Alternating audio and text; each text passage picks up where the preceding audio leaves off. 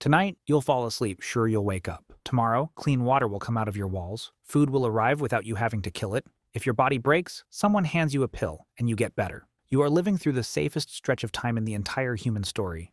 And for almost everyone who came before you, that safety was unimaginable. Some years were so bad that simply being alive for them was a gamble. And if I asked you to name the single worst year to be a human, the one year you'd least want to open your eyes into, you already have an answer ready. The Black Death, 1918, one of the world wars. Pick your nightmare. But you're wrong. The worst year in recorded history is one almost nobody can name. A year when, for 18 straight months, the sun went dark. So let's do this properly. 5 years, each one a contender, counting down to the real answer. But forget death tolls. We're not ranking how many people died. We're ranking what it felt like to be someone still breathing, watching your entire world come apart, with no idea if it would ever stop. We start with the year you probably thought of first. Number 5, 1918. Imagine this. You survived the war, 4 years of mud and machine guns, and somehow you made it. You're going home. And then one morning you wake up with a headache and a cough. By noon, your skin is turning blue. By evening, your lungs are filling with fluid and you are drowning, slowly, in open air. And you were perfectly healthy when you woke up. This was the Spanish flu, and it did not behave like a normal disease. It infected around 500 million people, 1 in every 3 humans alive at the time. It killed tens of millions more, by many estimates over 50 million, more than the war that had just ended. In the United States alone, it took 675,000 lives, more Americans than died in every U.S. war of the 20th century combined.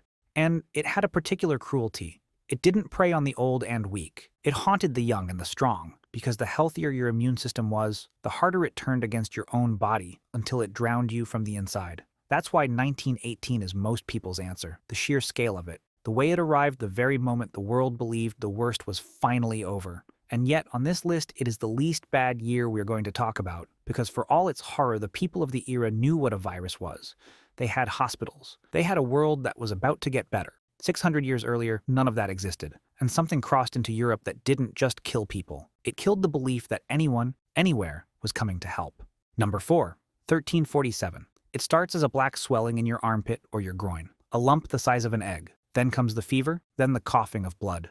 In medieval Europe, the time from your first symptom to your death is often less than 5 days, and there is nothing anyone can do because no one on Earth understands what is killing them. This is the Black Death. In the years after it reaches Europe in 1347, it kills between 30 and 60% of the entire continent. Whole cities lose half their people. In Florence, 4 out of every 5 residents die. The dying is so fast that there are not enough living left to bury the dead. And here's what makes it worse than 1918.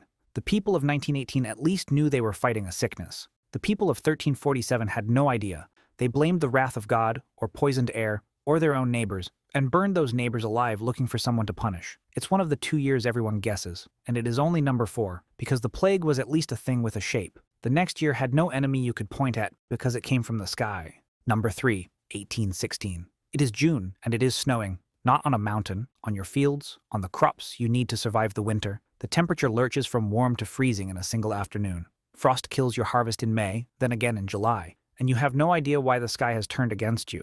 This was 1816, the year without a summer. A volcano called Tambora had erupted in Indonesia with more force than anything in over 1,000 years, wrapping the whole planet in a veil of ash. Harvests failed across Europe, North America, and Asia at the same time. Snow fell in July in New England. Grain prices multiplied eightfold, and across 3 continents, people began to starve. What made it cruel was that almost no one understood it. A mountain on the far side of the world had reached up and dimmed the sun, and to a starving farmer it simply looked like the weather had decided to kill him. It was cold and hunger, and eventually the world recovered. The next year brought something that didn't kill 1/3 of a population the way the plague did. It erased entire civilizations, 90% of them, and wiped some off the earth for good.